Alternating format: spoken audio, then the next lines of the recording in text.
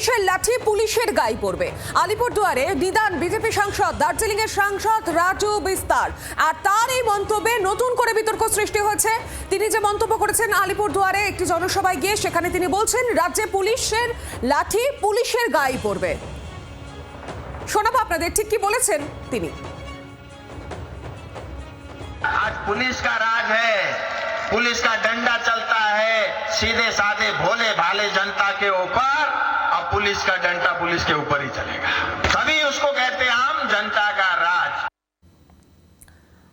আমরা দেখেছি বারংবার এই একের পর এক নিদান, যেখানে ফুলঝুরি, কুকথার ফুলঝুরি বলতে শোনা গিয়েছে একের পর এক নেতাদের, শাসক বিরোধী সব পক্ষকেই শোনা গিয়েছে। এবার এদিকে দেখা যাচ্ছে রাজু বিস্তার, তিনি বলছেন যে পুলিশের লাঠি পুলিশের গায়ে পড়বে। পুলিশের রাজ্য চলছে, পুলিশের শাসন চলছে, কিন্তু আলিপুরদুয়ারের সভামঞ্চ থেকে ঠিক এরকমই নিদান দিতে দেখা গেল দার্জিলিং এর সাংসদ রাজু বিস্তারকে। আর এই গোটা মন্তব্যের পর তিনি ঠিক কি বলেছেন শোনাবো আপনাদের। পুলিশকে আপনি রীতিমতো দেখলাম যে হুমকি দিলেন। आपने कहा जब पुलिस नहीं सुनो, ऐसा है कि मैंने देखा है, मैं तो जगहों में कई बार देखा हूँ, यहाँ पुलिस ऐसा व्यवहार करती है चुने हुए विधायक से, सांसद से, ऐसा लगता है जैसे पुलिस नहीं वो तो यमराज हो गया। लेकिन ऐसे यमराजों से भारतीय जनता पार्टी के नेता नहीं।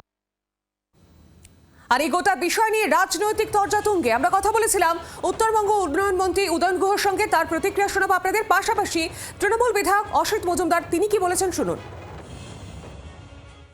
আসলে জন সমর্থন হারিয়ে গেছে এবং যে পরিকল্পনা নিয়ে এগোচ্ছে বিজেপি, সেটা যখন বারবার ধাক্কা খাচ্ছে, যেমন এই এসআইআর এর ব্যাপারে নানা পরিকল্পনা ওদের ছিল, সেগুলো যখন ধাক্কা খাচ্ছে এবং গতকাল সুপ্রিম কোর্টের রায়ের পরে ওদের আরো সমস্যা বেড়েছে, ওরা বুঝতে পারছে যে যে পরিকল্পনা ছিল সেটা বাস্তবায়িত হচ্ছে না, তখন এই ধরনের উল্টোপাল্টা মন্তব্য করছে।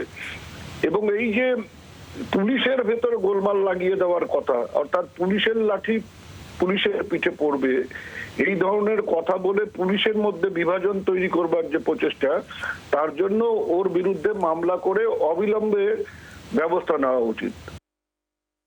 আমি ব্যাপারটা জানি না উনি কেন কি কারণে বলেছেন। হ্যাঁ, এটা দল বুঝবে, দল সিদ্ধান্ত নেবে। বাংলার আওয়াজ, বাঙালির আবেগ, জি 24 ঘন্টা।